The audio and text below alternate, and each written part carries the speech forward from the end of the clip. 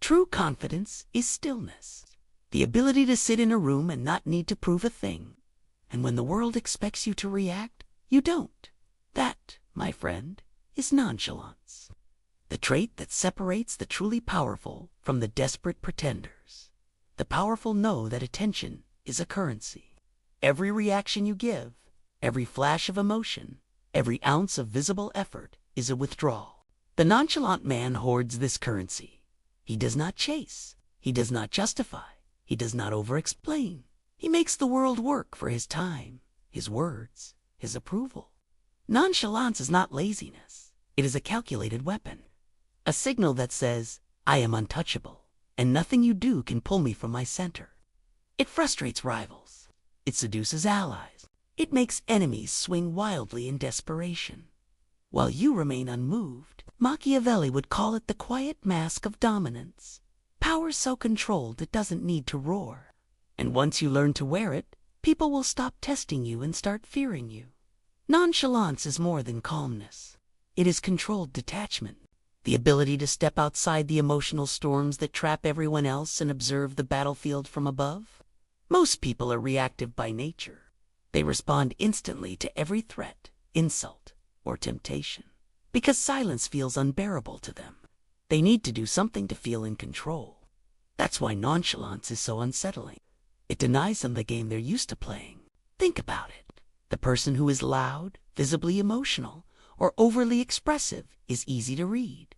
Their moves can be predicted, their weaknesses exploited. But the one who shows nothing, that's dangerous.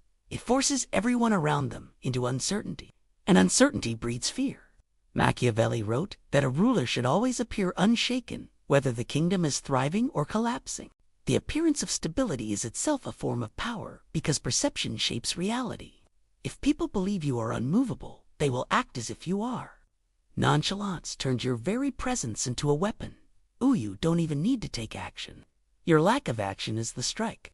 It leaves others wondering, are they confident? Are they dangerous? Are they planning something I can't see? Here's the psychological trap. People hate the unknown. The human brain craves patterns, cause and effect, predictability. When you give them nothing, no tells, no clues, no visible reaction, they start filling the blanks with their own fears. Suddenly, you become larger than life in their mind, more intelligent, more capable, more dangerous than you might even be in reality. This is why the best negotiators, leaders, and power players in history practiced nonchalance. They knew that the one who stays calm longest wins, not because they have all the answers, but because they force others to act under pressure. And the first person to move under pressure is almost always the one who makes the fatal mistake. Nonchalance also protects you from manipulation. The reason propaganda, insults, and emotional bait work on most people is simple. They react without thinking. They take the bait and reveal themselves. But the nonchalant man is immune to such traps. He watches the bait dangle, smiles inwardly, and does nothing, forcing the manipulator to waste their energy. Your nonchalance should never be confused with laziness. Laziness is passive weakness. Nonchalance is active control. It's not about avoiding action. It's about choosing the exact moment to act so that your move cannot be stopped. In the game of power, the impatient lose to the still lose to the patient, and the patient lose to the nonchalant. Because nonchalance is patience elevated to an art form laced with psychological dominance. Look around you. In business, the one who doesn't rush into the deal often gets the best terms. In relationships, the one who can walk away without flinching gains the upper hand. In politics, the leader who stays composed during crisis earns the perception of strength. Even if chaos is burning behind the curtain, nonchalance works because it flips the dynamic. Instead of chasing approval, you make others seek yours. Instead of scrambling for position, you let others fight for the space you already control. And once people start working for your attention, your respect, or your acceptance, you own the pace of the game. You decide when the conversation happens, how it happens, and whether it happens at all. That is control. That is power. Nonchalance is more than a personal shield. It is a weapon that bends the psychology of others without a single word. To understand its full power, You must step into the minds of those who witness it. When you master nonchalance, you are no longer just a participant in social dynamics. You become the silent judge, the one who controls the temperature of the room. And people feel it. First, it creates uncertainty. Humans crave emotional feedback as proof of their value, their influence, or their control. When someone is angry, they want to see fear. When someone is proud, they want to see admiration. When someone is trying to provoke you, they want to see you react. But your nonchalance denies them this fuel. It leaves them suspended in psychological limbo, unsure whether they have reached you or failed entirely. This lack of confirmation drives people deeper into overthinking, and overthinking is where they make mistakes. Second, it triggers respect even from enemies. The human brain instinctively associates composure with competence. If you do not panic in crisis, you are seen as capable. If you do not rush to defend yourself when attacked, you are seen as confident in your own position. Nonchalance communicates that you are in control of your emotions, and therefore in control of the situation. It doesn't matter if this is true. Perception becomes reality, and you suddenly become the gravitational center others orbit around. Third, it disorients manipulators. People who thrive on emotional games rely on you to play your role, to get angry, to become defensive, to explain yourself. Your nonchalance breaks the script. They are actors standing on a stage waiting for their cue, and you simply refuse to deliver it. The longer you maintain this composure, the more their strategy unravels. They grow frustrated, reckless, and sloppy, exposing weaknesses you can exploit at your leisure. Fourth, it creates an aura of mystery. Humans are addicted to filling in the blanks. If you react loudly, they know your emotional state. They can categorize you. But when you remain calm, detached, and seemingly unshaken, they must guess. And most will guess wrong. They will project power, intelligence, and hidden motives onto you, sometimes giving you more credit than you deserve. This mystique makes you harder to challenge directly. Fifth, it turns pressure into leverage. Intense negotiations, arguments, or confrontations. People expect escalation. They are prepared to fight emotion with emotions. But when you do not rise to the bait, the balance shifts. They begin to question their own tactics. They wonder if they have misjudged you, if they are in danger of overcommitting, or if they are walking into a trap. Your calmness acts like a mirror, forcing them to confront their own instability. Finally, it changes the hierarchy without words. In any group, the one who controls their emotions better often controls the group itself. By staying composed while others react, you silently position yourself above them. This is why nonchalance was prized by emperors, diplomats, and ruthless leaders. They understood that the man who appears least affected often appears the most powerful. The psychological effects of nonchalance compound over time. Each interaction builds your reputation as someone who cannot be easily rattled, persuaded, or broken. People will test you less, challenge you less, and seek your approval more because they sense that you are playing a longer, colder game than they are. You are no longer just a participant in human drama. You are the one writing the script, deciding which roles others will play. But here lies the final twist. The true power of nonchalance is not in how others see you. It's in how you begin to see yourself. When you train your mind to remain calm under fire, you stop living in reaction to the world. You stop letting chaos dictate your pace. And in a world addicted to noise, nothing is more dangerous than a mind that cannot be provoked. Nonchalance is not an act. It is an armor. It is the silent announcement that nothing can rattle you. Nothing can force your hand, and nothing is urgent unless you decide it is. But this is not a gift from birth. It must be trained, forged under pressure, and polished until it becomes second nature. The untrained pretend to be calm. The trained become calm because they are in control of their reactions. The training begins with your relationship to urgency. Most people live as slaves to the clock, jerking forward at every ping, message, or demand. The nonchalant man does not respond to the world's tempo. He sets it. This is the first mental rewrite you must perform.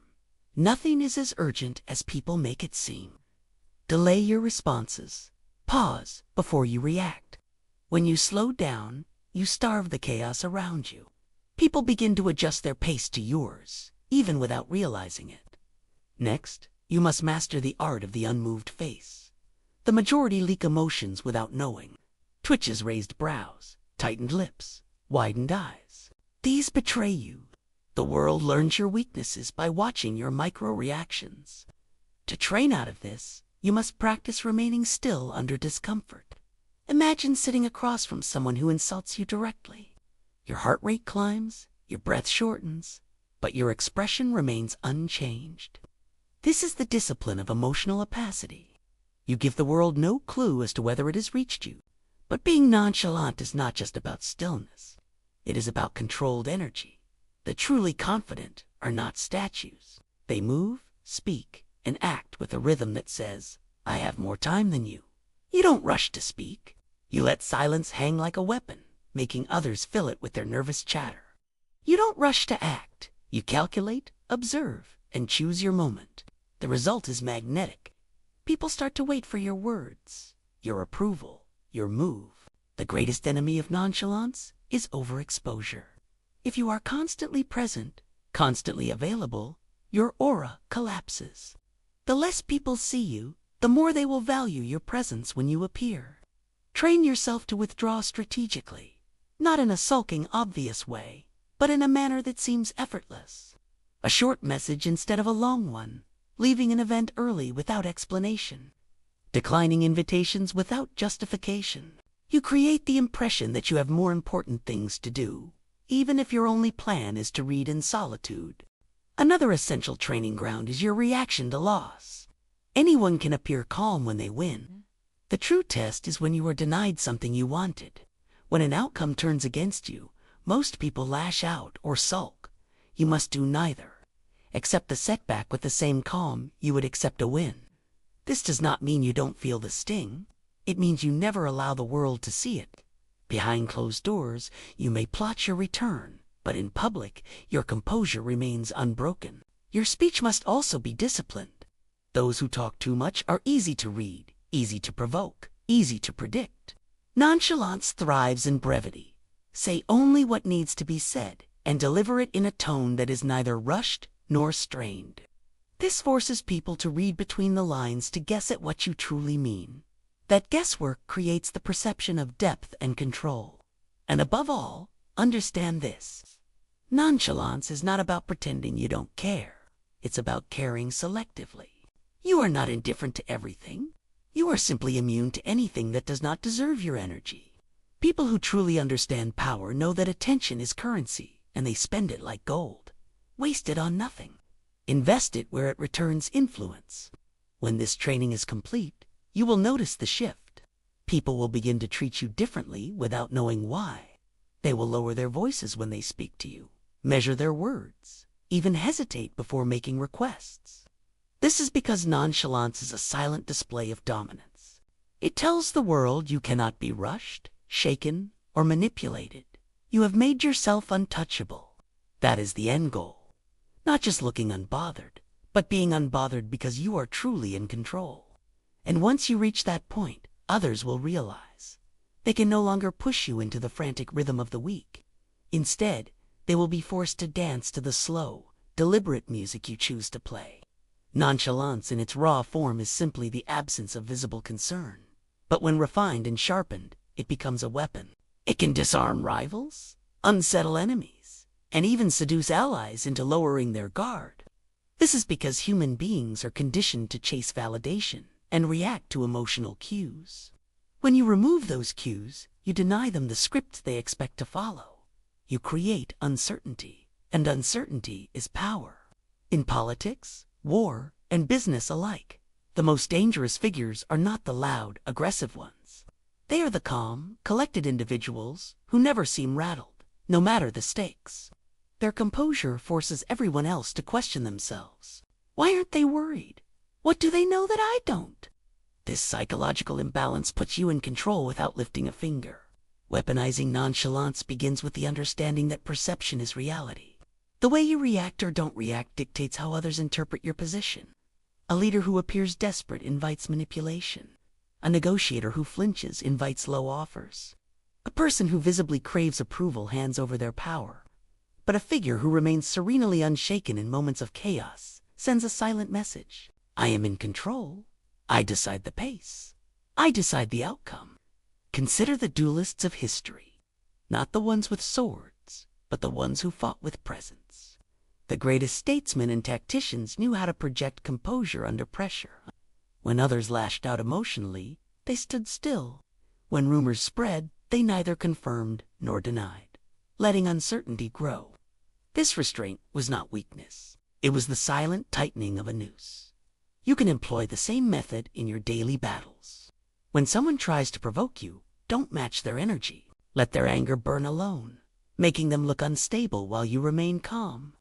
When someone demands an immediate answer, take your time. Silence can be a far sharper blade than words. The less you react, the more they reveal themselves. Nonchalance also bends attraction in your favor. In power dynamics, people are drawn to what they cannot fully possess or predict. If you show constant eagerness, they see your value as fixed and available. But if you maintain an air of selective detachment, you become a puzzle. People chase puzzles because they want to solve them, and in that chase, they place themselves in your orbit. However, weaponizing nonchalance requires discipline. Many fail because they confuse it with laziness or indifference. True nonchalance is active. It demands awareness, timing, and control. You must constantly read the room, sense emotional shifts, and decide when to hold back and when to strike. If you remain distant all the time, you risk appearing cold or irrelevant. If you reveal too much, you dissolve the mystery. The power lies in the balance. There is also an offensive side to nonchalance. The ability to set traps by appearing disengaged in certain areas. You invite others to underestimate you. They relax. They overextend. They expose their vulnerabilities. And when they are most certain they have the advantage, you move. In politics, this might mean letting a rival believe they are winning only to pull a decisive maneuver at the last moment. In personal negotiations, it might mean allowing someone to think you're indifferent to a deal until you push for terms entirely in your favor. The danger of visible ambition is that it alerts others to your plans. Nonchalance hides your hunger behind a veil of calm. It conceals your intentions until it's too late for the other side to mount a defense. This is why the most successful power players are often underestimated in the beginning. They know how to seem detached while quietly setting the board in their favor. To master this, you must train not only your outward expression, but your inner dialogue. If you are seething with frustration internally, it will eventually leak through. The real art is to genuinely detach from the outcome while still pursuing it with precision. This is not apathy. It is controlled intent. You move toward your goals without needing constant external reassurance. That is the posture of a ruler, not a subject. When your nonchalance is authentic, it will be impossible for others to rattle you. Competitors will grow frustrated. Negotiators will grow cautious. Admirers will grow obsessed. You will dictate the rhythm of every interaction, and those who wish to engage with you will have no choice but to match your pace. In a world of emotional outbursts and desperate posturing, the one who can sit in silence, watch, and wait holds the deadliest advantage. Your calm will be mistaken for weakness until the day you use it as the perfect cover for a decisive strike. That is when they will understand too late. Your stillness was not peace. It was the poised edge of a hidden blade. Nonchalance is a weapon, but like any blade, it can cut the wielder as easily as the target. You must understand its limits, or you will confuse control with apathy, confidence with arrogance, mastery with negligence. The world is filled with those who try to imitate the calm of true power, but end up drowning in their own performance. They forget that nonchalance is a tool, not a permanent state of mind. A soldier who never unsheathes his sword dies with it rusting in its scabbard. The first danger, misreading the moment. There are times when composure must give way to decisive action. Too much stillness in the face of opportunity is not power. It is paralysis. If the king hesitates to command in a crisis, his army will fracture. Your calm must be the surface of the water, not the depth of your soul. Beneath it, there must always be movement. The second danger, sliding into indifference. If your nonchalance becomes habitual, you risk losing your capacity for engagement. You will stop seeing the currents around you, and the game will pass you by. The strategist who ignores every move will one day wake to find the board flipped against him. In this sense, too much detachment can become a form of self-sabotage, making you blind to threats until they are at your throat. The third danger, provoking silent enemies. To appear too untouchable is to awaken resentment. There are those who can tolerate arrogance, but none who can tolerate the feeling of being invisible to you. If they believe you dismiss them entirely, they will not confront you openly. They will conspire in the shadows where your composure cannot protect you. Remember, a calm face may win.